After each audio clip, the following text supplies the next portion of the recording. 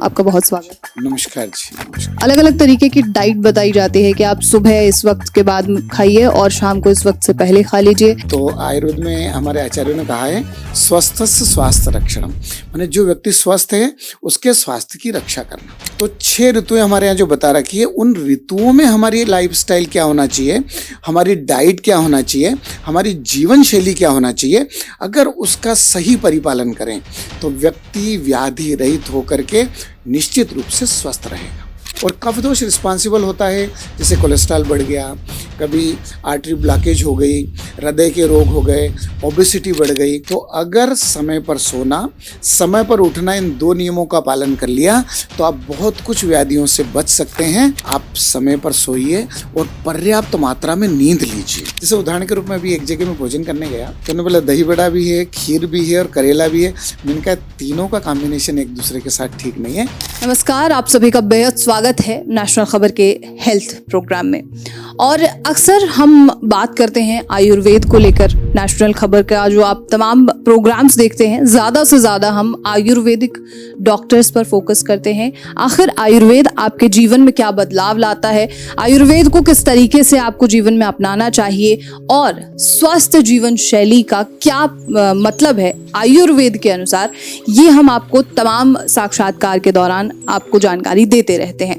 लेकिन कभी भी जब आप अपने जीवन शैली की बात करते हैं, डाइट की बात करते हैं, तो आयुर्वेद जिस तरीके से आपको बताता है कि किस तरीके की जीवन शैली आपको जीनी चाहिए, क्या डाइट आपको लेना चाहिए, शायद ही कोई अन्यपैथी हो जो आपको उसके बारे में जानकारी दे सकती है। क्योंकि आयुर्वेद फोकस करता है कि आप हमेशा स्वस्थ रहें, या यूं कहें कि आप कभी बीमार ही ना पड़ें।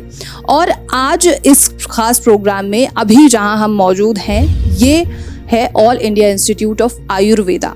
और यहाँ से ऐसे कई बच्चे आगे चल के आयुर्वेदाचार्य बनते हैं, डॉक्टर बनते हैं, जो आपको आपकी जीवन शैली सही तरीके से जीने के बारे में बताते हैं। और आज भी इस प्रोग्राम में हम इसी पर चर्चा करने वाले हैं कि एक सही जीवन शैली की परिभाषा आयुर्वेद के माध्यम से आयुर्वेद क्या कहता है। तो इसी पर जानकारी के लिए हम यहाँ पर मौजूद हैं और मेरे साथ मौजूद होंगे प्रोफेसर महेश व्यास जी, जो कि डीन PhD हैं and HOD of the department है। सर, आपका बहुत स्वागत। नमस्कार जी। सुबह से मैं आपके बारे में जब मैंने आपको सुना, and you are an HOD dean, और आप तमाम बच्चों से यहाँ पे बात करते होंगे, बच्चे आपके पास आते होंगे। आयुर्वेद के बारे में सबसे पहले मुझे आप ये बताइए कि आयुर्वेद एक स्वस्थ जीवन शैली को किस तरीके से देखता है।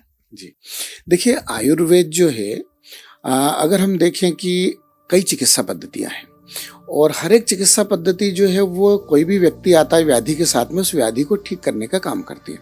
लेकिन आयुर्वेद का मेन प्रयोजन जो है, वो मेन प्रयोजन है कि व्यक्ति स्वस्थ ही बना रहे, उसको व्याधि ही नहीं हो। तो आयुर्वेद में हमारे आचार्यों ने कहा है स्वस्थस्य स्वास्थ्य रक्षणम, माने जो व्यक्ति स्वस्थ है उसके स्वास्थ्य की रक्षा करना। और आतुरस्य विकार पशुनम, अगर उसको कोई व्याधि हो गई है, उसने आइडियल लाइफस्टाइल का पालन नहीं किया, उसके कारण व्याधि हो गई, तो हम तो उसको लाइफस्टाइल के बारे में बताते हैं कि उसका पालन करें, और जो व्याधि हो गई उसकी चिकित्सा करते हैं। माने मुख्य प्रयोजन तो हो गया कि व्यक्ति स्वस्थ रहे। और उसके लिए आयुर्वेद ने कई प्रिंसिपल्स बता रखे हैं कि हम अगर दिनचर्या बताइए, माने सुबह उठ करके रात को सोने तक हमारे हर एक कार्य जो हम वो किस प्रकार से करें, तो वो एक दिनचर्या के अंतर्गत आ गया।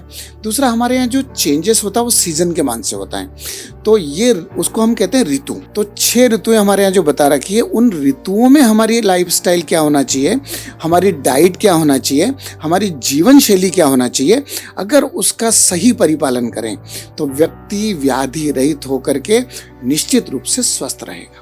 एक आइडियल लाइफस्टाइल क्या है? क्योंकि आजकल की जीवन शैली पूरी तरीके से बदल चुकी है। लोग देर रात तक जागते हैं, सुबह देर तक सोते हैं। तो एक आइडियल लाइफस्टाइल आयुर्वेद क्या कहता है? जी, आयुर्वेद की लाइफस्टाइल को अगर देखें तो प्रारंभ ही हम अगर करना चाहें तो सोने और उठने से है। हर एक व्यक्ति को लगता है कि अगर टाइम पे अगर नहीं सोए या सुबह थोड़ी ज़्यादा देर तक अगर हम सोते रहे तो उससे क्या होता है व्याधि में। लेकिन आयुर्वेद का मेन प्रिंसिपल है रात्रौ जागरणम रुक्षम। अगर आप आइडियल टाइम 10:30-10 बजे तक सो गए तो ठीक है। रोज अगर आप 11, 11:30, 12 बजे तक जगते हैं तो धीरे धीरे आपके शरीर में वात की वृद्धि होती है, और वात की वृद्धि होने के कारण उससे संबंधित कई प्रकार की व्याधियां कुछ समय के बाद में, मैंने 30 साल की उम्र के बाद, 35 साल की उम्र के बाद में, जैसे किसी को बैकएक शुरू हो गया, क्योंकि वात दोष सभी प्रकार के पेन के लिए रिस्पॉन्सिबल है। आयुर्वेद में कहा गया वाताद्रते नास्ति रुजा। रुजा का मतलब होता है पेन। तो शरीर में जितने भी पेन हो, चाहे पीठ का दर्द हो, गर्दन का दर्द हो, कमर का दर्द हो, घुटने का दर्द हो, ये अर्थराइटिस हो, स्पॉन्डिलाइटिस हो, स्पॉन्डोलिसिस हो, जितनी भी बीमारियां हैं कहीं ना कहीं इसमें इन्वॉल्वमेंट वात का रहता है। तो रात को अगर समय पर नहीं सोए तो कुछ समय के बाद में वातिक डिसऑर्डर्स होंगे। और स्निग्धम स्वप्नम दिवा, सुबह अगर सूर्योदय के बाद तक अगर सोते रहते हैं तो कफ से संबंधित विकार होते हैं। जो 3 दोष है, एक वात दोष, एक पित्त दोष और एक कफ दोष। और कफ दोष रिस्पॉन्सिबल होता है जैसे कोलेस्ट्रॉल बढ़ गया, कभी आर्टरी ब्लॉकेज हो गई, हृदय के रोग हो गए, ओबेसिटी बढ़ गई, तो ये सब चीज़ें कफ के कारण होती है। तो अगर समय पर सोना, समय पर उठना, इन 2 नियमों का पालन कर लिया तो आप बहुत कुछ व्याधियों से बच सकते हैं। और आज आप देखिए हमारी जीवन शैली कैसे परिवर्तित हो गई। अगर स्कूल में, मतलब मिडिल स्कूल हो, हायर सेकेंडरी स्कूल हो या कॉलेज लेवल तक बच्चा पढ़ता है, उसको स्कूल या कॉलेज से कोई भी असाइनमेंट मिला कि ये आपको कंप्लीट करना है, तो सुबह 5 बजे उठ करके कंप्लीट नहीं करता है, रात को 2 बजे 3 बजे तक कंप्लीट करता है, मैंने रात्रि जागरण करता है।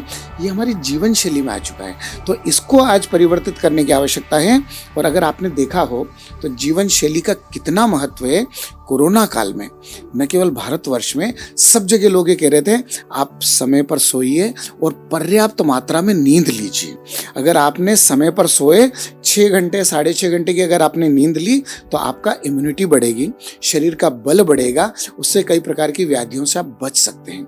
और ख़ास तौर से अगर देखा जाए कि जिन लोगों ने उस समय, आजकल कंप्यूटर वगैरह का यूज़ बहुत करते हैं, तो उनको स्पेशल डायरेक्शन दिया गया था कि रात्रि में आप ज़्यादा स्क्रीन के टच में मत रहिए, और जिनने उनको पालन किया निश्चित रूप से स्वस्थ रहे। आपने जिस तरीके से सोने और जागने का तरीका बताया है कि क्या तरीका है, क्या आपको लगता है कि आज के समय में जो जीवन शैली है आमतौर पे लोगों की, क्या वो इस तरीके की जीवन शैली को अपना पाएंगे जो आयुर्वेद एक आइडियल लाइफस्टाइल मानता है? देखिए, ऐसा है कि कुछ मॉडिफिकेशन ऐसे होते हैं कि जिनको करने के लिए व्यक्ति को बहुत कुछ करना पड़े, तब व्यक्ति नहीं कर पाता है। पर जिसमें सामान्य रूप से कभी रात को 2 घंटे ज़्यादा जग करके जो काम कर रहे हो, रात को समय पर सो जाओ, सुबह 2 घंटा पहले उठ जाओ और उस काम को कर लो। तो एक व्यक्ति को प्रॉपर वे में गाइड करने की आवश्यकता है। अगर उनको सही फायदा बताएं कि सुबह जल्दी उठने का फायदा क्या है, रात को लेट सोने का नुकसान क्या है, ये अगर उनको पता चल जाए तो बिल्कुल उसको फॉलो करते हैं। कई बार क्या होता है कि कुछ चीज़ों का व्यक्ति को पता नहीं रहता है। हमारी लाइफस्टाइल में डाइट का एक अपना महत्व है, और डाइट में कई चीज़ें ऐसी होती है कि जिनका कॉम्बिनेशन सही नहीं होता है, जिसको अपन बोलते हैं अनहोलसम डाइट। और कई लोगों को जब बताते तो बोलते अरे ऐसा होता है क्या, हमें तो पता ही नहीं था। जैसे उदाहरण के रूप में अभी एक जगह में भोजन करने गया तो उन्होंने बहुत अच्छी दूध की खीर बनाई, और खीर मेरे को बहुत पसंद है, और साथ में उन्होंने सब्जी बनाई भरमा करेले की। करेला भी मुझे बहुत पसंद है। तो मैंने उनको कहा कि आप बताइए इन दोनों में से कोई भी एक चीज़ मैं खाऊंगा। मैंने कहा या तो खीर लेऊंगा या करेले की सब्जी लेऊंगा, क्योंकि ये दोनों एक साथ में विरुद्ध है और प्राय लोगों को पता ही नहीं रहता है। और साथ में दही बड़े भी हैं, तो उन्होंने बोला दही बड़ा भी है, खीर भी है और करेला भी है। मैंने कहा तीनों का कॉम्बिनेशन एक दूसरे के साथ ठीक नहीं है। आप एक टाइम में खीर बना लीजिए, एक टाइम आप दही बड़े ले लीजिए, और जिस समय खीर या दूध से बनी हुई चीज़ नहीं है तब आप आराम से करेले की सब्जी लीजिए।